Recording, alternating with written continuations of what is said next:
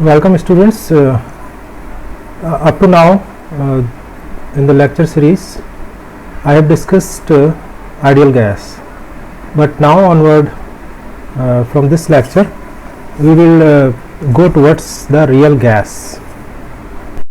Let's start with ideal gas. The formula for ideal gas is PV is equal to RT, and it is for 1 mole of gas, and if you have more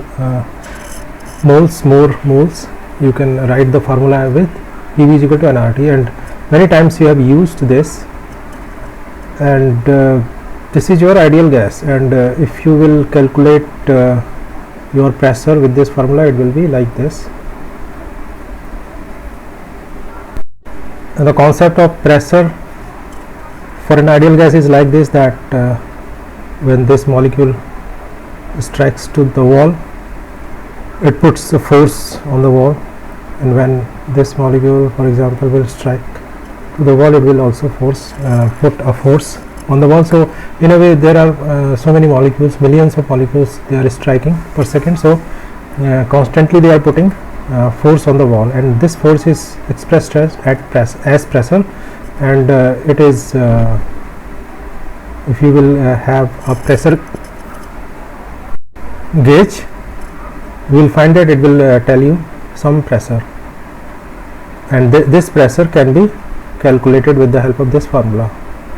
But there are conditions. Condition is that when molecules are very much far away from each other, that they are not affecting each other, then only you can use this formula. But if there are so many molecules in this cylinder, then what will happen? We see this thing. So here we see that we have put a gas at high pressure. High pressure means there are so many molecules in this cylinder. For example, you can see here that number of molecules here, and you can compare with that. So what will happen here when this molecule will strike to the wall?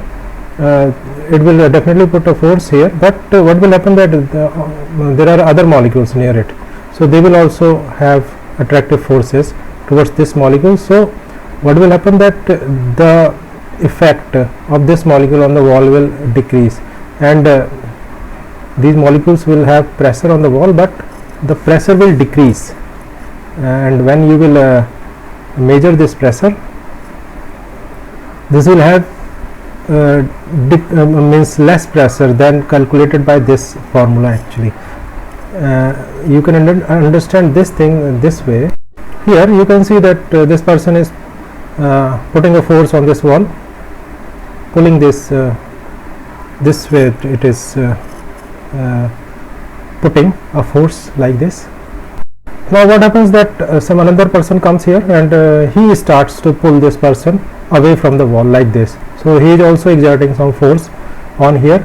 So what will happen that this person cannot push this wall fully, or this amount of pressure will decrease on the wall. So same thing happens here also, because these molecules are affecting other molecules. This way the pressure here that is shown by the pressure gauge, let's its P dash, it is less than the pressure that is calculated by ideal gas law. Now let's see by solving some numericals, so that we can understand the concept very well. Here I have shown here on the page that there is a cylinder, and inside this cylinder there is half kg of methane gas. You can say that it is natural gas, CNG, and the volume of the cylinder is 10 liter, and the pressure gauge, when you attach this pressure gauge to the cylinder, it will show you, it is showing actually real pressure 67 atmospheric, and the temperature at which the gas is there inside this cylinder is 27 degrees centigrade. Now what is the aim of this numerical? Calculate the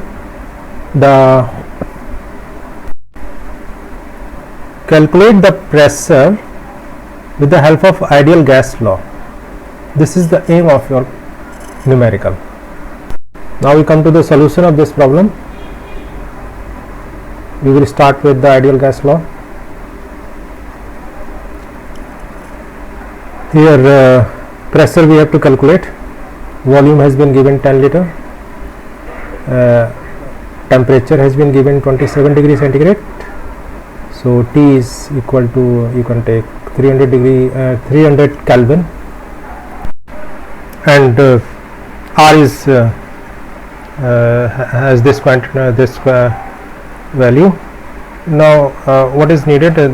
T is known, R is known, V is known, and what is the number of molecules? That is the mass divided by molecular weight. Mass is 500. Mass is taken in gram. Molecular weight of methane is 16, and if you will divide it, you will get number of moles 31.25. Now you put all these things in this formula, then you will get P is equal to 31.25 into R. Value of RT you will put here, and volume you will put here. You will get what you can calculate it.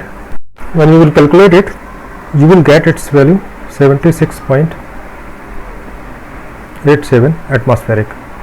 So now you can compare the values of pressure that is calculated. Here the real pressure that you are taking with the help of the pressure gauge, it is the real pressure 67 atmospheric, and the pressure that has been calculated theoretically, it is 76. So now you can see the difference. What is happening here actually? You are calculating the pressure with the help of ideal gas law, and it assumes that there is no interaction between molecules. They are freely putting their force on the wall. But here what happens that you have put so much gas inside this cylinder that molecules are very much close to each other, so no molecule can behave separately, and these molecules here, these molecules are pulling these molecules to their sides. That's why the effective pressure is less. That's why it is showing the difference in pressure is around 10 atmospheric. So it is a very good example to understand what is the effect of the thing that when you put so much gas inside the cylinder, then that system cannot follow ideal gas law, and the pressure real pressure will be less than the pressure that is calculated by the ideal gas law. Now we come to next example. Here you have been given half kg of NH3 gas, and this has been put in this cylinder of 30 liter capacity, 30,000 centimeter cube, and when you put a pressure gauge here, it is giving you the real time pressure, that is 23 bar of pressure, and the temperature is 25 degree centigrade, and this is the pressure that is shown by the pressure gauge. Now again what you have to do in this question, that you have to calculate pressure using ideal gas law, so that you can compare that how much error this ideal gas law will show you. So we proceed for solution. Here first we need number of moles of ammonia gas. For this we use this formula, mass by divided by molecular weight, and you get 29.41, and you will need the temperature in Kelvin, so this is the formula for that. You already know this, 65 plus this quantity you will get 338.15 Kelvin. Now you put all these things in this formula. All the values are known to you, so pressure will be means nRT over V, and when you will put all these things here and calculate, then you will find that you will get the value to be 27 into 10 to the power 5 Newton per meter square, and it is actually 27 bar. 1 bar is equal to 1 into 10 to the power 5 Newton per meter square, and in a room the pressure is 1 bar. So you can easily compare here that how much pressure is there inside the cylinder. It is almost 23 times. So again you see here that with the help of this ideal gas law, we calculated the pressure to be 27 bar, but the actual pressure is 23 bar. So at high pressure, it is this ideal gas law is showing us error. So the aim of this today's lecture is to show you that at low pressure ideal gas law works very well, but at high pressure it fails because it is not giving you the real value. Almost there is difference of 4 bar. So now the topic, the concept will be that if ideal gas law is not valid at high pressure, then what law we should use, what should be a formula so that we can calculate the pressure to be 23 bar just by calculation, not by measuring. And here also, so that that formula can give you directly this pressure 67 atmospheric. Is there any formula like that? For that purpose I have come again to the ideal gas law. This is for ideal gas, and just in our numericals, 2 numericals just we solved, the gas that was there, it was not ideal gas, it was at high pressure. So those gases are called actually real gases, in which there is interaction between molecules. Those gases are called real gases. So how to develop the formula for these gases, because this is not valid there. So what we do here, that we modify this formula to apply it for real gases. Modification is there, and modification is like this, that we add a parameter here. This is Z letter, and it is a parameter that converts this ideal gas formula that is fit for real gases also. And Z is called, what is Z? Z is called compressibility factor. Compressibility factor.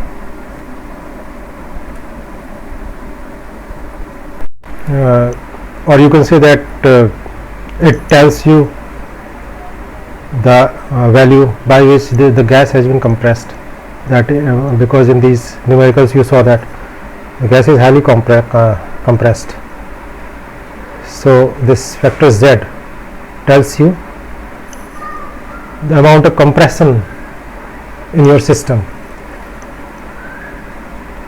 Don't go in that detail actually, just understand this thing, that the name of this factor is compressibility factor, and it is multiplied here in this formula for ideal gas. So this way it can give you again the ideal gas formula. If you will put Z is equal to 1, then PV is equal to RT.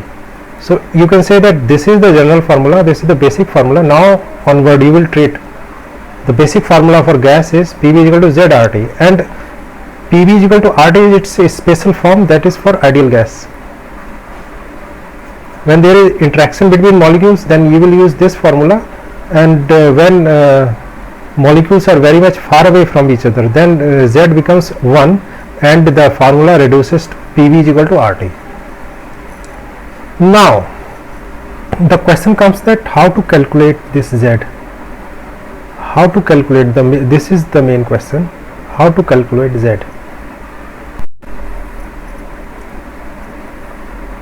The procedures to calculate Z or to find Z will be explained in the next lecture. So for this lecture, thank you very much.